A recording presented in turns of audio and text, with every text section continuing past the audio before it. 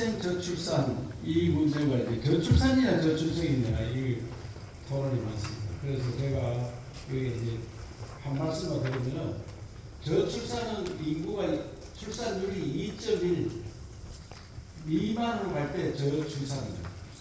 초저출산은 1.3이 3년 계속되면 초저출산 법률용어입니다.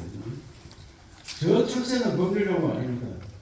그런데 저출산이라 이러니까 여성분들이 여성의 책임이냐 자꾸 이래 물어서 그러면 저출생을 하자 이런 이야기들도 있고, 그래서 제가 저출생 저출산 차이를 중국의 예를 들어보겠습니다. 중국은 지금 한 0.9쯤 됩니다.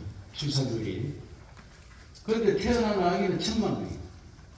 저출산율인데 저출생은 아닙니다.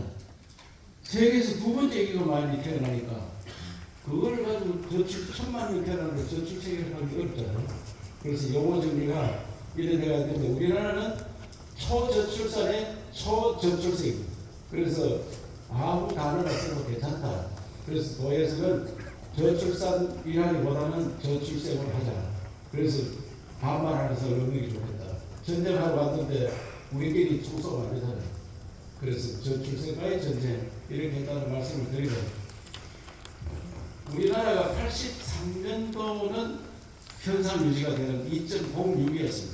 출산율이 84년에 1.74가 됐어요. 이미 그때 전적을 했어요. 그때 통계를 못한 겁니다. 그때 4년 제한을 세게 했습니다. 저는 아를 83년도에 나왔는데 그때 계속 4년 제한을 세게 했습니다. 92년도까지 했어요. 저출산 고령화 기계를 2005년도에 만들었습니다. 그런데 지금 벌써 18년이라는 세월이 흘렀는데 아직도 248가지 정부 정책을 시행하고 있고 돈을 380조를 넣었다 되어 있습니다.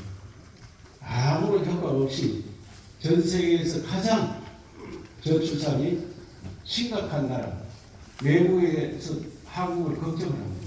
한국이 소멸을 하지 않느냐. 제가 일전에 북한이 핵무기 만들었다 하는데 핵무기보다 훨씬 겁나는 게 초저출산이다. 핵무기는 몇 방 때려봐야 1, 20만 죽으면 끝입니다. 이건 그냥 통째로 나라가 사라지는 이런 핵무기보다 훨씬 무서운 것이 초저출산 문제인데 이것을 배경이 무효로 만들어놨습니다. 배경이 무효다. 그러면 다른 나라도 배경이 무효냐? 우리 어릴 때 초등학교 내가 초등학교 다닐 때 그때 프랑스가 가장 문제가 됐다. 교과서에 나왔습니다. 프랑스는 60년대에 이미 애기를 적게 낳아서 문제가 되고 나라가 없어진다. 그런데 그 프랑스는 유럽에서 가장 애기를 많이 낳는 나라가 됐습니다. 1.83입니다. 1.83. 유럽에서 가장 극점입니다. 그래서 성공 사례가 있습니다. 그래서 대한민국이 이대로 소멸하느냐, 다시 대한민국을 살아나느냐의 문제입니다.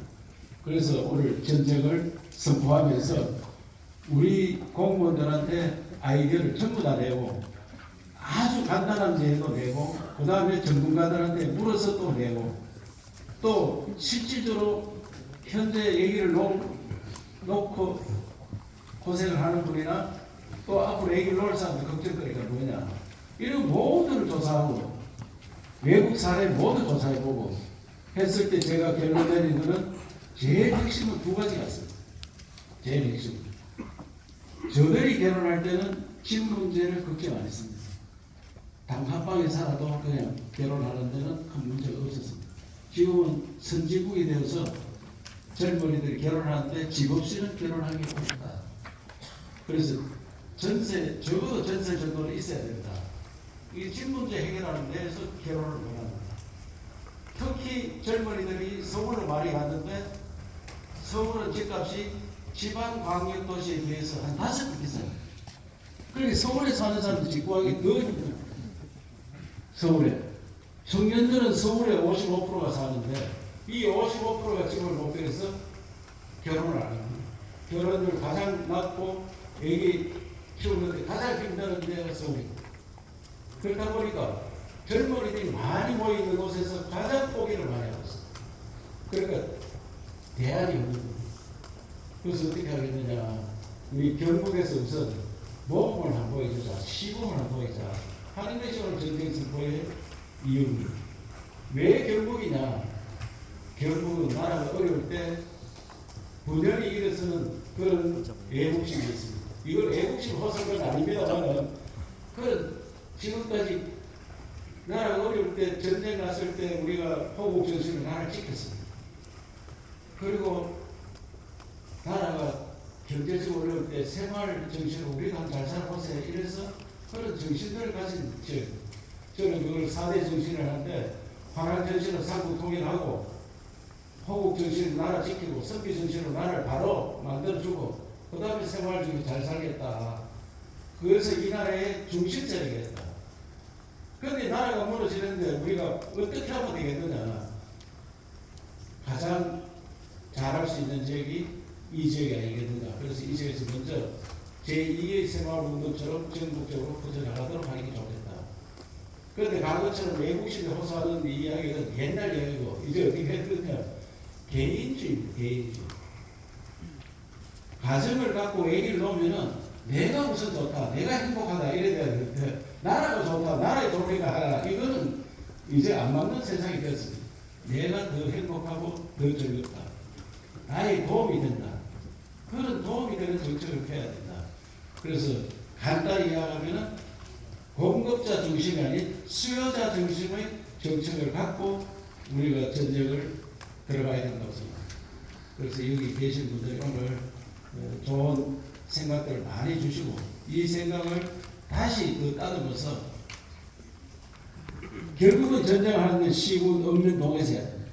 시군 없는 동과 우리가 다시 정책을 더 따듬어서 만들어서 1월 말쯤에는 우리 경북도의 사회단체, 봉사단체 모든 일을 도와줄 분들하고 함께 전쟁 선포식을 갖고 출정을 하도록 그렇게 하겠습니다.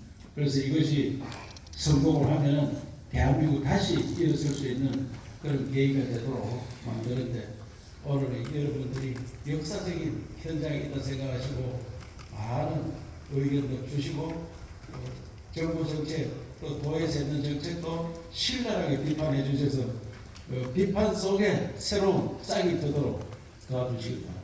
오늘 뭐 전문가 또 시민단체 대표님들 요 앞에 계시는 예비 신랑 신부 또 다문화 우리 공동체로 같이 살아야 되기 때문에 이제는 대한민국이 다문화를 꼭 골라야 되냐 한국 사람들 같이 사는데 이런 것도 검토를 해야 됩니다.